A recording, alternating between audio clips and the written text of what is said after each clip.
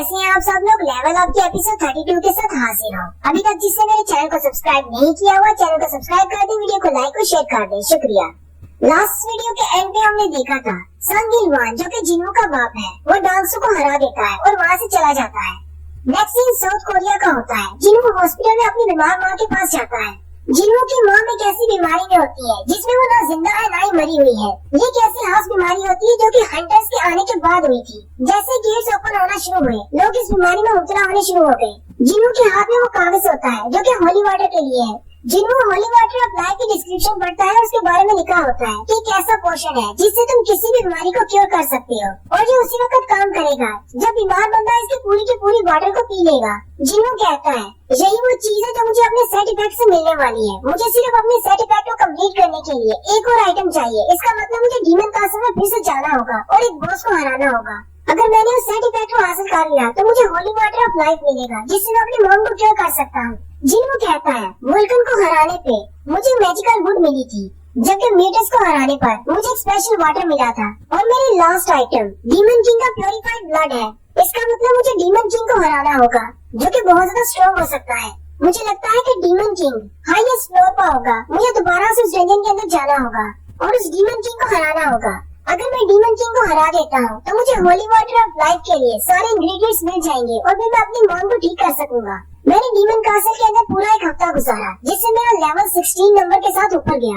अब जबकि मुझे अच्छी तरह से पता है कि मैं एक एस रैंक के बराबर हूँ, मुझे किसी भी चीज से डरने की जरूरत नहीं। जिन्हों अपनी मॉम से कहता है मॉम आपको बस थोड़ा सा इंतजार करना है, मैं बहुत जल्दी आपको ठीक कर लूंगा। जिन्हों कोरियन हंटर एसोसिएशन की बिल्डिंग में जाता है जहाँ पर रिसेप्शन पर बैठे बंदे न्यूज सुन रहे होते हैं।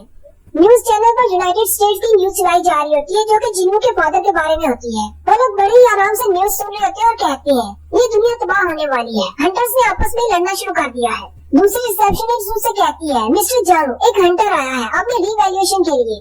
मैनेजर जंग उस लड़की से कहते हैं महीने में 1-2 बार इस तरह के लड़के यहाँ पर जरूर आ जाते हैं। पता नहीं इनको क्या लगता है, शायद 1-2 बार डंजन में जाने से इनका रैंक हाई हो सकता है। मैनेजर जंग लड़की से कहते हैं जल्दी से इससे फॉर्मेलिटीज पूरी कर लो, इसकी डिटेल्स वगैरह लिख लो और इसे रिवैल्यूएशन सेंटर में भेज दो।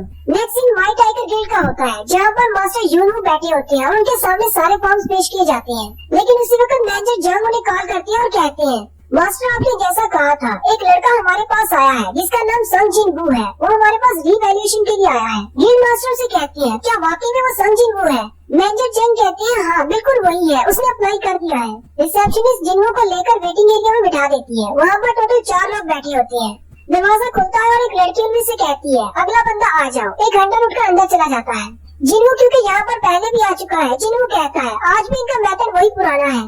अब पीछे 3 लोग रह जाते हैं। उनमें से एक तो बहुत ज्यादा नर्वस होता है जबकि एक हंस रहा होता है और कहता है तुम लोगों को नर्वस होने की जरूरत नहीं, अगर तुम्हें कोई भी रैंक मिलता है उससे तुम्हारी जिंदगी बदल जाएगी। वहीं पर बहुत सारे छोटे गिल्ड्स के लोग भी खड़े होते हैं जो कि इनको हायर कर रहे होते हैं। जैसे ही अपने रैंक लेकर बाहर निकलते हैं वो बंदा उन्हें बताता है अगर तुम्हें डी रैंक मिलता है या फिर इससे ज्यादा तो वो लोग तुम्हें जल्दी से हायर कर लेंगे। ये सारे छोटे गिल्ड वाले हैं, इनके पास कोई भी नहीं जाता ज्वाइन करने के लिए, इसलिए ये लोग हमेशा यहीं पर रहते हैं ताकि जैसे ही किसी को उसका रैंक मिले वो उसे अपने गिल्ड में शामिल कर सके।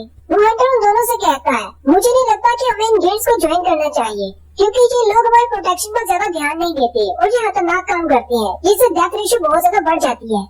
जिन्हों कहता है ये सारे छोटे गिल्ड्स वाले हैं, ये हाई रैंक की डंजन को क्लियर करने की कोशिश करते हैं लेकिन इनके पास इतनी ज्यादा मैन पावर नहीं होती जिसकी वजह से हादसा बढ़ जाते हैं और बहुत सारे हंटर्स मारे जाते हैं। उसी वक्त जो हंटर अंदर गया था वो चेहरा लटकाकर बाहर निकल आता है। रिसेप्शन वाली लड़की कहती है अगला कौन है, आ जाओ। वही हंटर जो कि पहले बातें कर रहा होता है और उनसे कहता है अगर तुम्हें ई रैंक नहीं मिलता तो भी सबसे अच्छा है, हमें ज्यादा नर्वस होने की जरूरत नहीं, ई रैंक के अलावा कोई भी रैंक चलेगा। वहीं पर बैठा हुआ वो हंटर जो कि बहुत ज्यादा नर्वस होता है वो कहता है अगर मुझे ई से ज्यादा हायर का रैंक मिलता है तो मैं किसी अच्छे गिल्ड को ज्वाइन कर सकता हूँ जिससे मुझे अच्छी खासी कमाई होगी और मैं अपनी बेटी के साथ दोबारा रह सकता हूँ और मैं अपना सारा कर्जा भी उतार सकता हूँ। साथ ही वो कहता है मुझे कम से कम सी रैंक तो चाहिए ही। जिन्हों भी उसकी तरफ देख रहा होता है और कहता है हंटर के रैंक से उसकी जिंदगी मुकम्मल तौर पर तब्दील हो जाती है। एक हंटर की पावर को उसके रैंक से डिटरमिन किया जाता है। चाहे आप अपनी बॉडी को कितना ज्यादा ट्रेन कर लें, चाहे आप किसी भी वेपन के कितने ज्यादा माहिर क्यों ना हो, अगर आपका रैंक ज्यादा हाई नहीं है तो आप इन गिल्ड्स की नजर में बिल्कुल बेकार हैं। इसके अलावा हाई रैंक के हंटर्स को ज्यादा इनकम मिलती है। मिस्टर सोंग एक बहुत ही अच्छे तलवारबाज है, उन्होंने सालों तक इसकी प्रैक्टिस की है लेकिन वो भी ताइशी के सामने नहीं टिक पाए क्योंकि मिस्टर सोंग का रैंक उनसे कम था। मैं अभी सालों से डंजन्स के अंदर जा रहा हूँ, लेकिन एक ए रैंक के हंटर के तौर पर मैं अपने रैंक से कभी अपना पीछा नहीं छुड़ा पाया। लेकिन अब मैं दोबारा से रीवैल्यूएट होऊंगा और मुझे कंफर्म है कि मुझे इस बार एस रैंक मिलेगा। उसी वक्त वो बंदा जो कि पहले उनको भाषण दे रहा था, वो अंदर से बाहर निकलता है, बहुत ज्यादा उदास होता है और कहता है मुझे तो सिर्फ ई रैंक मिला है। वो लड़की कहती है अब आगे कौन है? वो मोटा बंदा जो कि पहले बहुत ज्यादा नर्वस होता है, वो कहता है मुझे नहीं जाना। वो लड़की कहती है क्या तुम बीमार हो? वो हंटर कहता है नहीं मैं बीमार नहीं हूँ, पहले इसको ले जाए, मैं बाद में आऊंगा। जिन्हों उस लड़की के साथ अंदर चला जाता है, सामने एक बड़ा सा मैजिक बॉल होता है।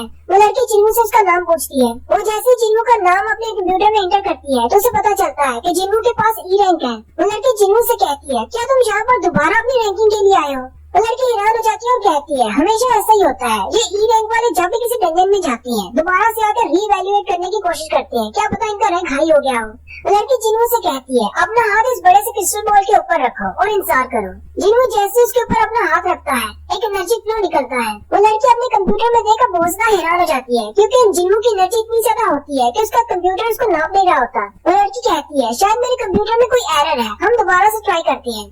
वो दोबारा से ट्राई करती है लेकिन फिर से एरर आ जाता है। वो लड़की कहती है ऐसा पहले तो कभी नहीं हुआ, शायद हमारे कंप्यूटर में कोई खराबी आ गई है, मैं जल्दी से अपने मैनेजर को बुलाकर लाती हूँ। मैनेजर चैंग अंदर आते हैं और उसे कहते हैं क्या हुआ, क्या मशीन खराब है? तुम्हारा दूसरा साथी कहाँ पर है? वो लड़की मैनेजर से कहती है वो वॉशरूम गया हुआ है। मैनेजर उसे कहते हैं क्या उसे नहीं पता था कि यहाँ पर काम चल रहा है? फिर वो वॉशरूम भी चला गया। मैनेजर उस लड़की से कहते हैं अच्छा ठीक है मुझे बताओ क्या मसला है? वो लड़की कहती है हमारी मशीन शायद खराब हो गई है, ये बार बार एरर दे रही है। मैनेजर आगे बढ़ते हैं और कहते हैं मैंने अभी भी व्हाइट टाइगर गिल्ड के मास्टर से बात की, वो इस लड़के को लेकर बहुत ज्यादा क्यूरियस है, इसलिए मैं भी यहाँ पर आ गया देखने के लिए कि आखिर इस लड़के में ऐसा क्या हास है। लेकिन मुझे नहीं लगता कि डबल अवेकनिंग इतनी ज्यादा हास है कि सभी को मिलती रहे। वो लड़की कंप्यूटर पर दिखाती है। मैनेजर से कहती है यहाँ पर देखो एरर आ रहा है। मैनेजर कहते हैं अब ऐसा नहीं है कि सभी को डबल अवेकनिंग मिलती रहती है, आखिर पता नहीं ये लोग यहाँ पर आते क्यों है, अपने पैसे ज़ाया करके अपनी रैंकिंग को रीवैल्यूएट करवाते हैं। लेकिन साथ ही मैनेजर बहुत ज्यादा हैरान हो जाते हैं। मैनेजर उस लड़की से कहते हैं आखिर तुम यहाँ पर कितने अरसे से काम कर रही हो? वो लड़की मैनेजर से कहती है मुझे यहाँ पर काम करते हुए तकरीबन 6 महीने हो गए हैं, क्या मैंने कुछ गलत कर दिया? मैनेजर सोचते हैं इस लड़की को तो यहाँ पर सिर्फ 6 महीने हुए हैं। लास्ट टाइम हमारे पास जो एस रैंक का हंटर आया था वो चा हाई इन थी, जो कि इस वक्त हंटर एसोसिएशन के साथ काम कर रही है। उसकी मेजरमेंट भी काउंट नहीं हो रही थी, उस वक्त भी यही एरर आ रहा था। मैनेजर उसे कहते हैं जल्दी से चैंगशी को बुला कर लाओ, अगर वो वॉशरूम में है तो उसे जल्दी से वॉशरूम से बाहर निकाल कर लाओ, यहाँ पर एक बहुत ही सीरियस मसला चल रहा है, उसे जल्दी से यहाँ पर लेकर आओ। वो लड़की मैनेजर से कहती है आज यहाँ पर हो क्या रहा है? मैनेजर उसे कहती है ये कोई एरर नहीं है, हम इसकी एनर्जी को रीड नहीं कर पा रहे। क्या तुम्हें इस बात का मतलब पता है कि हम इसकी एनर्जी को क्यों रीड नहीं कर पा रहे? इसका मतलब ये है कि हमारा मैजिक डिटेक्टर इसकी एनर्जी को डिटेक्ट नहीं कर पा रहा, क्योंकि इसकी एनर्जी बहुत ज्यादा है। ये एक एस रैंक का हंटर है या फिर इससे भी ज्यादा। इसका मतलब ये हुआ कि ये लड़का हमारे साउथ कोरिया का 10वां एस रैंक का हंटर है। नेक्स्ट सीन में मिस्टर वू जिन जो कि मॉनिटरिंग डिवीजन से हैं, वो हंटर एसोसिएशन गिल्ड मास्टर से मिलने के लिए जाते हैं। गिल्ड मास्टर से कहते हैं मैंने सुना है कि स्कैवेंजर गिल्ड के डांगसू ने रेड गेट को क्लियर करने में मदद की है व्हाइट टाइगर गिल्ड की। मिस्टर वू जिन से कहते हैं नहीं ऐसी कोई बात नहीं है, वो वहाँ पर था लेकिन उसने उनकी मदद नहीं की, क्योंकि मैं भी वहाँ पर मौजूद था, इसलिए मैं तुम्हें इस बात की गारंटी दे सकता हूँ कि डांगसू ने उन लोगों की मदद नहीं की। गिल्ड मास्टर से कहते हैं तो इसका मतलब तुम्हें जरूर पता होगा कि कौन सा बंदा था जो कि रेड गेट के अंदर था जिसने उनके लोगों को बचाया। मिस्टर वू जिन उनसे कहते हैं मैं लास्ट सीन तक वहाँ पर मौजूद नहीं था, इसलिए मुझे नहीं पता कि आउटसाइडर कौन था, लेकिन अगर मैं गेस करूँ तो साथ ही वो चुप हो जाते हैं और कहते हैं लेकिन मैं दोबारा से ऐसी गलती नहीं कर सकता क्योंकि मुझे खुद भी कंफर्म नहीं। गिल्ड मास्टर से कहते हैं मैं तुम्हारी बात को समझ सकता हूँ, तुम मॉनिटरिंग डिवीजन वाले अपना मुंह तब तक नहीं खोलते जब तक वो तुम लोगों को कंफर्म ना हो जाए। चलो छोड़ो इस बात को, वैसे भी मैं ज्यादा क्यूरियस हूँ उस बारे में जो कि जेचू आइलैंड से एक एंड मिली है जिसके पर निकले हुए हैं। मिस्टर वू जिन कहते हैं हाँ यहाँ पर बिल्कुल ठीक है कि हमें वहाँ पर समुद्र के किनारे एक मरी हुई परों वाली चोटी मिली है, लेकिन अभी तक ये कंफर्म नहीं कि वो बिना मरे उड़कर यहाँ तक आ सकते हैं या नहीं। लेकिन मुझे लगता है कि वो लोग इस बात को कंफर्म किए बगैर ही अपनी हंटर्स की टीम्स को वहाँ पर भेजेंगे ताकि उन डीमन चोटियों को मारा जा सके। गिल्ड मास्टर से कहते हैं मैं इस बात को समझता हूँ, हमारा गिल्ड तुम्हें पूरी सपोर्ट करेगा। गिल्ड मास्टर से कहते हैं लेकिन एक और बात है, आज बिल्डिंग बी में बहुत ज्यादा शोर मचा हुआ है, ऐसा क्या है वहाँ पर? मिस्टर वू जिन कहते हैं मुझे नहीं पता। गिल्ड मास्टर से कहते हैं लेकिन मुझे पता है।